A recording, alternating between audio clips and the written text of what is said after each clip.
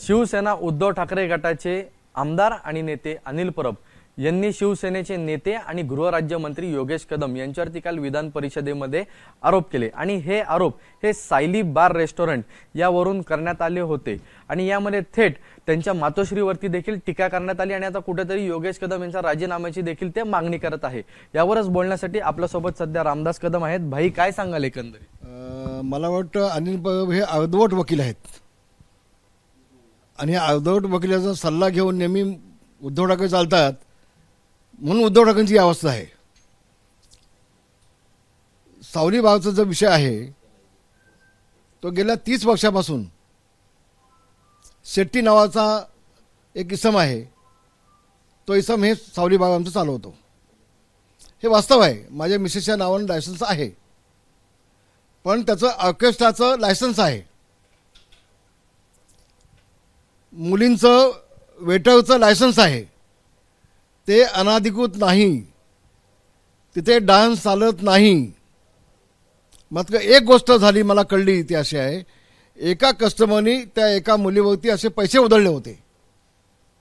ही गोष्ट जेव्हा मला कळली, पोलिसांनी जेव्हा त्या ठिकाणी गेले त्यावेळेला मी तात्काळ ते ऑर्केस्ट्राचे लायसन्स, त्या मुलींचे लायसन्स हे पोलिसांना पुन्हा सबमिट करून टाकले, ते हॉटेल बंद करून टाकलं।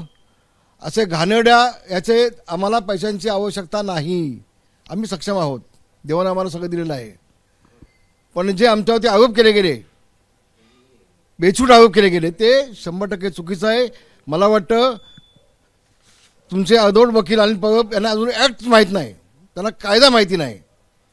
त्यामध्ये बॉम्बे ॲक्ट प्रोव्हिजन ॲक्टमध्ये लिहिलेलं आहे की जो मालक आहे त्याची जबाबदारी असते, ती कुठली आहे? दारूबाबत आहे। मात्र ऑफिस स्कीम डान्स आणि हॉटेल 2016चे ॲक्टमध्ये कलम 8 मध्ये त्यांनी स्पष्ट म्हटलंय, एखाद्या इसमाला अग्रीमेंट करून चालवायला दिली असेल तो चालवणारा इसम जबाबदार असतो, मालक जबाबदार नसतो, असा कायदा आहे, असा नियम आहे। पण हे अर्धवट वकिलांना हा नियम माहिती नाही, तर आम्ही काय करायचं? फक्त आमदार सदमला कुठं बदनाम करता येते का? आम्ही वकिलाचा सल्ला घेऊन यावरती अनिल परबवरती अब्रू नुकसानचा दावा टाकता येतो का ते देखील आम्ही पाहतोय। आणि म्हणून अशा पद्धतीनं याच्या आधी देखील दापोलीमध्ये यांनी प्रयत्न केला माझ्या मुलाला संपवण्याचा, योगेश कदमला संपवण्याचा, राजकारणातून उद्ध्वस्त करण्याचा, तिथे यशस्वी झाला नाही। पण अशा पद्धतीनं विधिमंडळामध्ये चुकीची माहिती देऊन, चुकीचे ॲक्ट सांगून, चुकीचे नियम सांगून जर का कोणाला बदनाम करायचा प्रयत्न होत असेल आणि विधानसभेचा विधिमंडळाचा गैरफायदा घेणार असेल तर विधिमंडळाला देखील मी पत्र लिहिणार आहे। मी सन्माननीय अध्यक्ष महोदयांना पत्र लिहिणार आहे की याच्यावरती अनिल परबच्यावरती कायदेशीर कारवाई केली पाहिजे। चुकीचा ॲक्ट त्यांनी सांगितलं आहे, जो चालवणारा माणूस असतो त्याच्यावरती कारवाई केली जाते आणि त्याच्यामध्ये ॲक्ट 16 मध्ये कलम 8 मध्ये स्पष्ट म्हटलेलं आहे, नमूद केलेलं आहे। आणि म्हणून अशा पद्धतीनं योगेश कदमचा राजीनामा मागले काय खाऊ आहे का? त्याला मला माहिती आहे, रामदास कदम त्यांना जळी स्थळी काष्टी पाशानी त्याला रामदास कदम आणि त्यांची मुलं दिसतात, पण तुमचे जे स्वप्न आहेत ते कदापि साकार होणार नाहीत। आम्ही नियमाच्या बाहेर जाऊन कुठलंही काम केलं नाही आणि करणार देखील नाही। भाई, पण जी FIR दाखल आहे त्यामध्ये आपल्या पत्नीचं कुठेतरी थेट तिकडे नावे, आपण जे शेट्टी नाव घेतात त्यांच्यावरती FIR दाखल झालेली नाही, तर हे काय प्रकरण आहे? म्हणजे FIR माझ्याकडे आलेलं नाही आणि मला वाटत नाही असं पोलीस करतील, कारण ॲक्टमध्ये कलम 8 मध्ये स्पष्ट म्हटलं आहे, अग्रीमेंट करून ज्याला चालवायला दिलेली असेल तो जबाबदार असतो। डान्स बारचा जो ॲक्ट आहे तो असा आहे, इतका स्पष्ट आहे तो।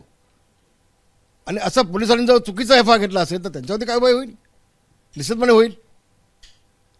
मालक माझी पत्नी आहेत पण ठीक आहे, पण चालवणारा व्यक्ती तिसरा आहे।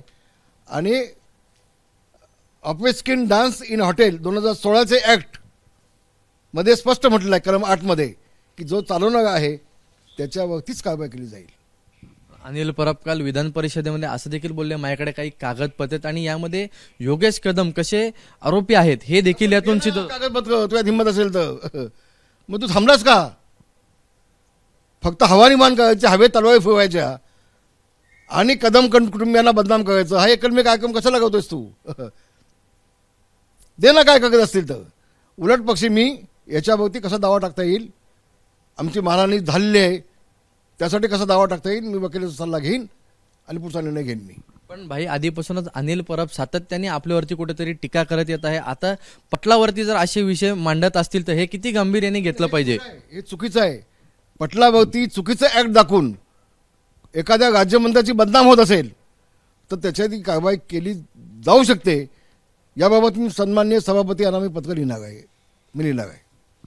ज्या प्रकारे त्यांनी जो विषय मांडला तो संपूर्णपणे खोटा आहे असा आपला दावा आहे. निकालाच खोटा, चुकीचा, दिशाभूल करणारा आणि आमची बदनामी करणारा असं 100% चुकीचा त्यांनी ऍक्ट सांगलाय. त्यांनी फक्त त्या ठिकाणी बॉम्बे पॉयझन ऍक्ट सांगितलं. मात्र त्यांनी जे ऑफस्किन डान्स इन हॉटेल 2016 कलम 8 जे सांगायला होतं ते त्यांनी लपून ठेवलं. ते सांगितलं नाही. फक्त आमचं बदनामी कशी करता येईल या संदर्भात त्यांनी ते चुकीची माहिती विधिमंडळात दिली आणि आमची बदनामी केली. आणि म्हणून आम्हाला न्यायालयात जाता येतं का त्याचा आम्ही माहिती सगळी घेत आहोत. भयाने आपण पाहिलं असेल तर याआधी देखील कुटुंबावरती आरोप होत होते, पण आता थेट आपल्या कुटुंबावरती म्हणजे आपल्या पत्नीवरतीच आरोप करण्यात आले. धंदा करणं, व्यवसाय करणं काय गुन्हा नाहीये. धंदा करणं, व्यवसाय करणं काय गुन्हा नाहीये. होय, माझ्या पत्नीच्या नावे लायसन्स आहे ना, तो 30 वर्षापासून आहे, कालपासून नाही, 30 वर्षापासून आहे. आणि त्यामध्ये बेकायदेशीर कधी काही चाललं नव्हतं. मला आणखी एक संशय आहे की योगेश कदम यांनी वासीच्या डान्स बारवरती धाडी टाकल्या आणि म्हणून हेतुपुरस्सर हा कुणी बनाव केलेला आहे का असाही माझ्या मनात संशय आहेच. ते मी आज बोलणार नाही, माननीय मुख्यमंत्र्यांनी मी बोलणार आहे आणि याचा दूधचं दूध पाणी का पाणी झालं पाहिजे ही माझी मागणी असेल. या संदर्भात आपण कायदेशीर पुढे गोष्टी घेऊन जाणार आणि त्याबरोबर आपले जे अध्यक्ष आहेत त्यांच्याकडे देखील काही आपण पत्र व्यवहार काही केलाय करणार आहेच. पण हे चुकीचं सभागृहामध्ये ऍक्ट सांगून विधिमंडळाची सभागृहाची दिशाभूल करून माननीय सभापतीची दिशाभूल करून अशा पद्धतीनं एखाद्या मंत्र्याची बदनामी करणं हे देखील नियमबाह्य आहे. मी 32 वर्ष विधिमंडळामध्ये होतो, मला कायद्याची चांगली माहिती आहे. आणि म्हणून सभागृहाची दिशाभूल करून आणि पकडून जे केलं आहे त्याची सजा त्याला मिळाली पाहिजे, त्याच्यावर कारवाई झाली पाहिजे ही निश्चितपणे आमची मागणी असेल. धन्यवाद.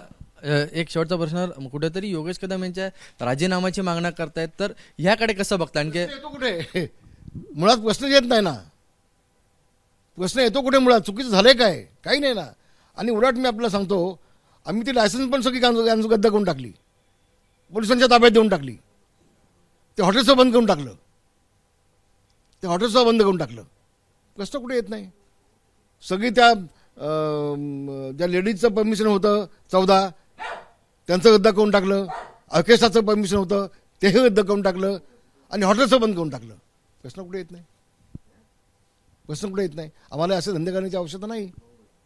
आणि अनिल परब सारख्या या अर्धवट वकिलाच्या नादाला लागून अशा पद्धतीनं कुणी जर राज्यमंत्र्याची राजीनामाची मागणी करत असेल तो शेंबड्या मुलाचा खेळ असं मी समजतो. तो अज्ञान आहे त्यांचा मी समजतो. धन्यवाद. रामदास भाई, एक शेवटचा एक विषय असा होता की आज उद्धव ठाकरे यांनी सामनाला मुलाखत दिली आणि ती मुलाखत संजय राऊत यांनी घेतली. त्यामध्ये उद्धव ठाकरे हे आपण पाहिलं असेल तर निवडणूक आयोगाला धोंडा असं त्यांनी शब्द वापरलाय. कुठेतरी निवडणूक आयोग हे उद्धवजींचं थोडंसं डोकं फिरल्यासारखं वाटतंय. निवडणूक आयोगाला धोंडा म्हणणं किंवा देशाच्या पंतप्रधानांच्या वरती डायरेक्ट टीका करणं किंवा देशाच्या पंतप्रधानांचं कोणते बूट चाटतंय असं म्हणणं किंवा देशाच्या पंतप्रधान जे पेहराव करतात त्या पेहरावच्यावरती टीका करणं हे उद्धवजींना सोबत नाही. आणि म्हणून आता एकदम अधोगती झाल्यामुळं त्यांच्या डोक्यावर काय थोडासा बहुत परिणाम झाला की काय अशी शंका करतं माझ्या मनामध्ये आहे. धन्यवाद साहेबांनी. दुसरा असा विषय होता की एक महाविकास आघाडीमध्ये कुठेतरी मिमीपणा हा विधानसभेच्या निवडणुकीच्या वेळी झाला, त्याचा देखील फटका बसला. कोणाच्या डोक्यात नसेल, मिमीपणा फक्त उद्धव ठाकरेंच्याच डोक्यात होता आणि ते बाबाची फळं त्यांना मिळाली. ते 20 वरती आले ना, त्याची पापाची फळं त्यांनाच मिळाली. त्यांनी जी बाळासाहेबांच्या विचाराशी बेमानी केली, गद्दारी केली, त्याची फळं त्यांना मिळाली.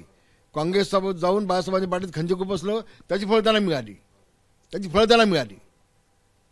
आणि म्हणून का आपलेच कुटुंबातली 50-50, 55-55 वर्ष आपल्यासोबत रात्रंदिवस काम करणारे लोक, प्रसंगी आपला वाघ आपल्या छातीवर ढालून घेणारी माणसं या आपल्यापासून लांब का गेली याचं आत्मपरीक्षण करण्याच्या ऐवजी खोके म्हणून त्यांना बदनाम करण्याचं पाप जे केलं ना त्याची फळं त्यांना मिळाली. असं मी म्हणेन.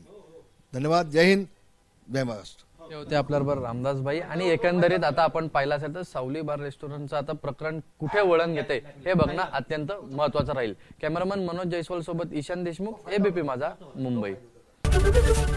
एबीपी माझा, उघडा डोळे बघा नीट.